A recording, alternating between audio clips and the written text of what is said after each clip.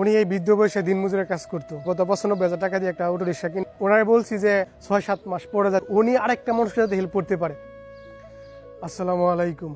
আমার জীবনের সবচেয়ে বেশি টাকা আমি আজকে একজনকে দিয়েছি, সেটা হচ্ছে আমাদের শহীদ কাকা। ওনার বাড়ি হচ্ছে ব্রাহ্মণবাড়িয়া সরাইল।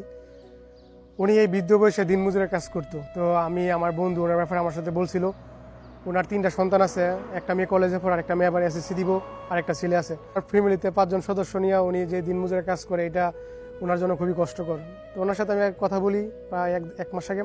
তো আমি আমার বন্ধুকে বলি ওনাকে যদি একটা আমরা উঠু কিনে দেয়, তো উনি হয়তো সারাদিন বসে বসে টাকা পয়সা ইনকাম করতে পারবো, একটু আরামাসে ওনার সে জীবনে উনি জীবন পরিচালনা করতে পারবো।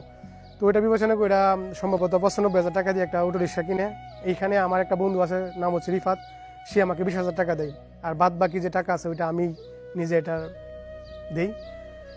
তো আমি শুধু কাকার জন্য দোয়া রইল, আপার জন্য ওনাকে সুস্থ রাখে এবং সহি সালামতের জন্য উনি আইরেস দোয়া করতে পারে, এই দোয়া করি। আর আমার একটা কথা হচ্ছে যে আপনারা যারা আছেন অবশ্যই এইসব ভালো কাজে যদি সামর্থ্য থাকে অবশ্যই এগিয়ে আসবেন।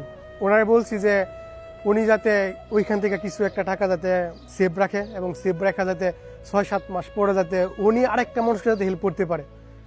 এটা হচ্ছে ওনার কাছে আমার একটা মেসেজ। তো সবাই ভালো থাকবেন, সুস্থ থাকবেন। আসসালামু আলাইকুম।